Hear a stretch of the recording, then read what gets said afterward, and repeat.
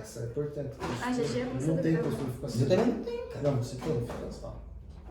Fica o jeito que quiser. Fica o jeito que quiser. Pode falar aí, já começou. Já começou? Corta depois. Saudação, pessoal. Tá na rede agora o primeiro episódio do nosso canal. 30 do segundo tempo, não esquece. Então chega de falar de política, chega de ouvir religião, chega de bom dia no WhatsApp. Aqui a discussão é raiz, é aquilo que você gosta, é futebol. Comigo tá aqui Leonardo Damarco e nosso convidado especial Luiz Fernando de Paula. Para começar nossa discussão de hoje, vamos falar da Copa do Brasil.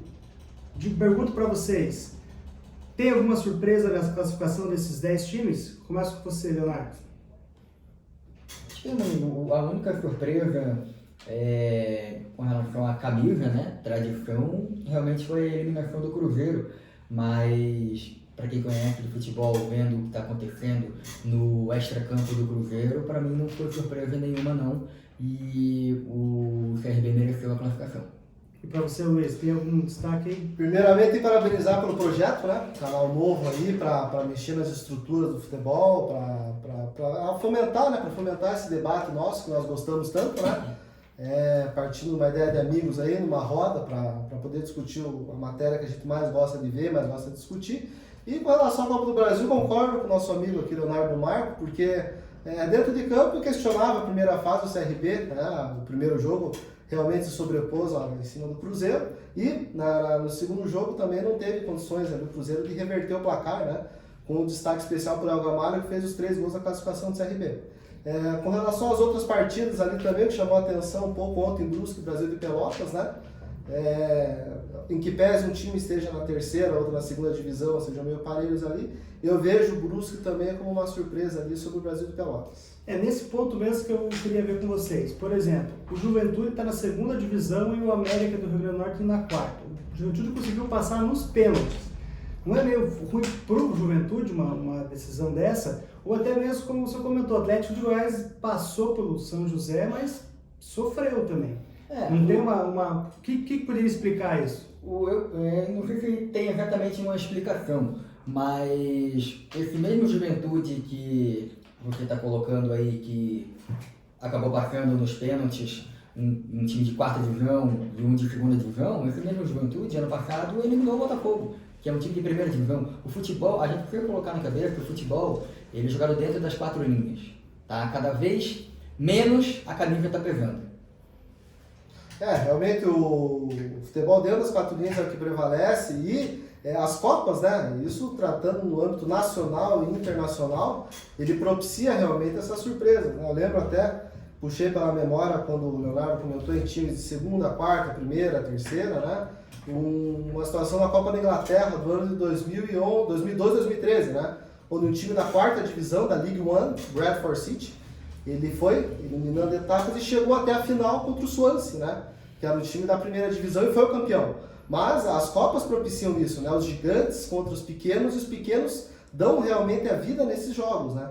Então, realmente, eu acho que a oportunidade que eles têm uma motivação a mais, né? E o América de Natal, apesar de estar na quarta divisão, é um time de massa, é um time tradicional. Jogou, inclusive, a primeira divisão em 2007, caiu junto com o Corinthians, né? Então ele realmente está na divisão, ele não está na divisão em que merece estar, em que pese a fase atual dele seja meio complicada, né? E dos jogos para a gente destacar aqui, eu gostei muito do Botafogo e Paraná, achei que o Paraná foi bem, e o Botafogo foi bem, né, que tem, e o Vasco e Goiás também acho que foi equilibrado, mas o Vasco está sobressaindo, é isso mesmo?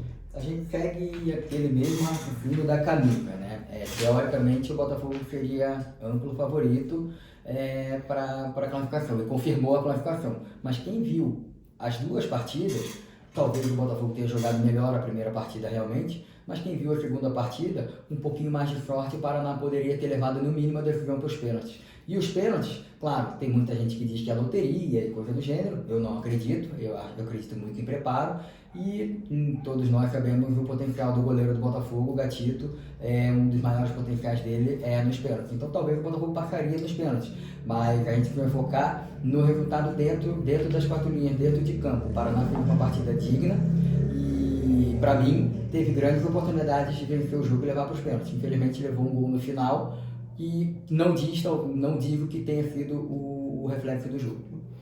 Já antecipando alguma pauta aqui do programa, o Paraná Clube é uma grata surpresa, né? Como foi pautado o Vasco também, Paraná e Vasco são gratas surpresas desse cenário pós-pandemia, né? No qual estão desempenhando uma boa função, ambos, o Vasco da Gama tem a melhor campanha de porcentagem de aproveitamento de pontos no Campeonato Brasileiro, vai ser falado depois, mas está implementando um futebol bacana, venceu as partidas, venceu quase todas as partidas, empatou inclusive apenas uma, né? Nessa volta pós-pandemia, e o Paraná Clube também, como disse o Leonardo ali, poderia ter uma sorte melhor, poderia ter levado o jogo aí contra o Botafogo para os pênaltis, né? Mas o que vale mesmo é a impressão que fica dentro de campo, né? Então dá um gás, dá um ânimo para a torcida ali por aspirações melhores ali no decorrer do ano. Puxando esse teu gancho já, Luiz, a tabela do campeonato da Série A, após 5 rodadas que tem, reflete que vai ser o campeonato, na sua opinião, Leonardo? Nós estamos muito no começo, né? Por exemplo, o Inter na frente, o Vasco, o São Paulo, o Atlético Mineiro, lá embaixo o Atlético de Goiás, o Sport, o Ceará, o Curitiba. O que vai ser para frente? Eu vejo o seguinte, todo começo do campeonato tem suas surpresas, entre aspas, mas eu não vejo o Vasco como surpresa não, o Vasco é um gigante do futebol brasileiro e a gente vê como surpresa talvez pelos últimos anos do Vasco, mas quem tem acompanhado o trabalho do Ramon Menezes, técnico do Vasco, vê que o Vasco tem um futebol consolidado, não é um time brilhante tecnicamente, mas é um futebol organizado e consciente. Um adendo que eu acho importante colocar, tem muita coisa que vai mudar ainda na tabela, é evidente, o Vasco pode descer um pouquinho, o Botafogo subir, descer, é muito começo de campeonato. Eu me preocupo um pouco com relação à parte final da tabela, e eu digo isso porque a torcida seria muito importante para esses times. A gente sabe que tradicionalmente a torcida desses times que estão no final da tabela, principalmente o Curitiba e o próprio Ceará, são torcidas muito fortes quando o time mais precisa. E esse ano, infelizmente, não vai ter torcida. Então, eu acho que é preocupante a situação do Curitiba, sim. Luiz, o Flamengo está em 15º. É uma surpresa? Tem mais alguma outra surpresa que você vê nessa tabela? O contexto que nós nos encontramos ele é totalmente atípico, né? Como disse o colega Leonardo, a pandemia que acarreta na ausência de torcedores nos estádios, o próprio calendário abarrotado. Nós iniciamos o campeonato há poucas semanas atrás, né? Dentro do mês de agosto, e tem uma previsão de quarta, sábado. Então, esses jogos em sequência, sem ter uma semana para o treinador trabalhar, sem ter um tempo para você desenvolver, só fazer a recuperação, preleção, recuperação, fica um pouco mais complicado de você consolidar suas ideias futebolísticas. Com o Flamengo em específico, aconteceu a mudança de treinador, né?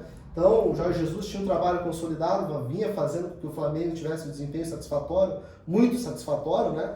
Então, tem que dar tempo para o trabalho do Domenech Torrente, né?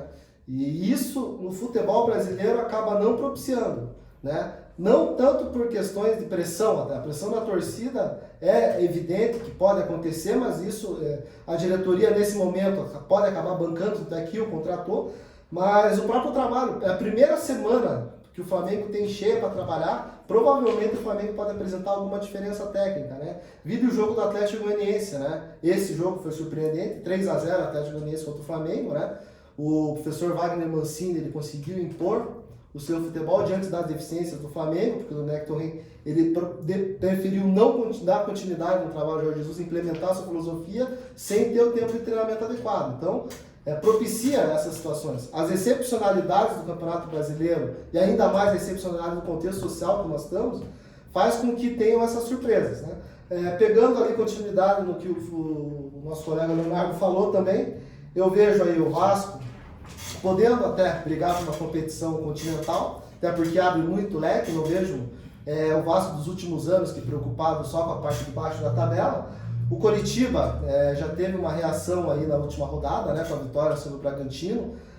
Tomara que as coisas mudem, que as coisas entrem no trilho com o Jorginho, né? O professor Eduardo Barroca teve seus méritos, mas não conseguiu levar o Coritiba aos resultados satisfatórios. O futebol brasileiro, infelizmente, é pautado em resultados, né? Então é muito prematuro dizer se a tabela vai se consolidar da maneira que está, mas hoje a tabela reflete o que aconteceu realmente nessas 5 rodadas. Para mim a surpresa é o Vasco estar em segundo. Eu, sendo sincero, não esperava que o Vasco ia começar tão bem. O Flamengo estar embaixo também, para mim, é muito surpresa, pelo que não teve muita mudança, mais perdeu o técnico, mas o elenco é praticamente o mesmo.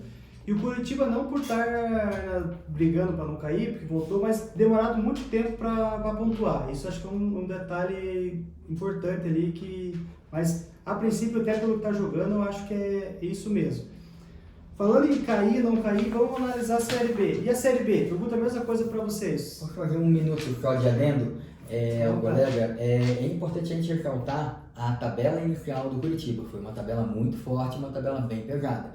Então, no primeiro jogo que o Curitiba teve com um time talvez um pouco menos tradicional, ele se sobressaiu. Então, é uma questão a se levar em consideração.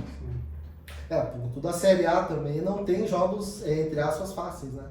Então, também tem essa questão específica. E a B, Luiz, se surpreende esses 4 primeiros lá na tua visão, não? 2 gratas surpresas para o nosso estado do Paraná, né? O Operário, ele, apesar de ter vindo numa campanha de consolidação desde 2015 com o título paranaense, né?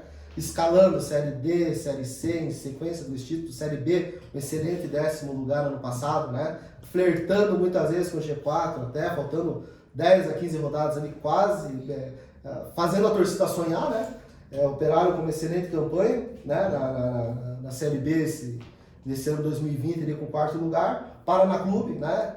Indubitavelmente uma surpresa gigante para a torcida, porque vinda de várias decepções aí nos últimos anos, com o Paranaense esse ano ali escapando pelas mãos também no jogo contra o Coritiba, mas vamos torcer para que o Paraná Clube também se consolide nessa condição, apesar do acesso de 2017, que a torcida vê como um ponto fora da curva ali, pode ser que se repita nesse ano. O Cuiabá, no papel também, que pese ter jogadores importantes, pode ser considerado como uma surpresa, e a Chapecoense ali da maneira que está. Prosseguindo a tabela um pouco, que pesa a punição do Cruzeiro com menos 6 pontos, né, dada pela FIFA. Eu acompanhei o último jogo contra o Confiança lá na Arena Batistão e realmente foi um jogo muito aquém do que o Cruzeiro poderia proporcionar. Por mais que o campo, a grama fosse alta, tivesse vários problemas estruturais, o Cruzeiro realmente não conseguiu se desenvolver. Foi um jogo entre intermediárias ali, muito truncado no meio, e o Confiança aproveitou a chance que teve, né, para empatar a partida. Leonardo, consideração, o Cruzeiro não é uma decepção tanto assim mesmo? A questão do Cruzeiro, a gente vai voltar à questão do extracampo, né? A situação política do Cruzeiro é bastante conturbada. O Cruzeiro vem passando por uma reformulação muito grande. Aí nós vamos ter que debater uma questão muito importante aqui: até que ponto vale a pena fazer o que o Cruzeiro fez para ganhar os títulos que ele ganhou nos últimos anos. O Cruzeiro, ele investiu alto, investiu mais do que poderia, mas conseguiu o resultado dentro de campo, mas parece que a conta está batendo na porta agora. Por mais que o colega Luiz tenha colocado que o Cruzeiro tenha sido punido, sim, houve aquela punição, o Cruzeiro não está jogando um futebol de G4 da Série B. A questão do Paraná Clube, eu posso colocar, vendo a partida Paraná e Botafogo, um time de segunda divisão contra um time de primeira. O Paraná bateu de frente contra um time de primeira divisão, não deve nada à primeira divisão, principalmente nesse campeonato embolado que nós estamos na primeira divisão.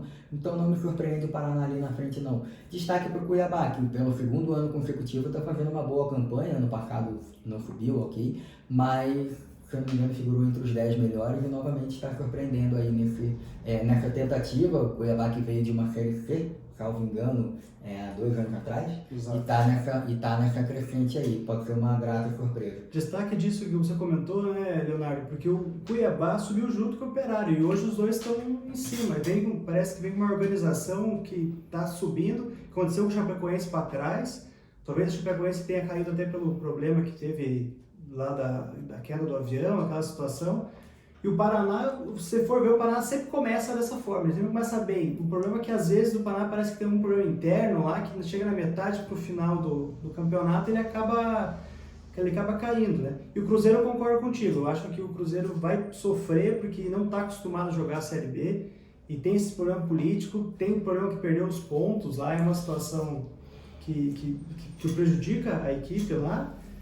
E eu acredito que para brigar ali na frente é sempre equilibrado. Não fosse a punição, o Cruzeiro teria em 3º lugar, né? 3º lugar com 10 pontos, né? Mas a discussão com relação ao Cruzeiro realmente é futebolística, né? colega Leonardo ali levantou, que é muito preocupante e realmente reflexo do que vem trazendo em campo e as más gestões, né? O fator externo influencia nas 4 linhas também. A questão do Cuiabá e do Operário, eu ainda não sei se esses times estão preparados para jogar uma Série A, mas com certeza eles estão no caminho. E a consolidação deles na Série B é o fundamental, né?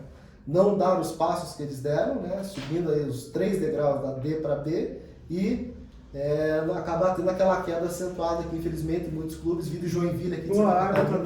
Já estamos 15 minutos. Vamos agora para um acréscimo. Só vou fazer uma com vocês aqui. Os acréscimos lá. Leonardo, quem vai ser campeão brasileiro?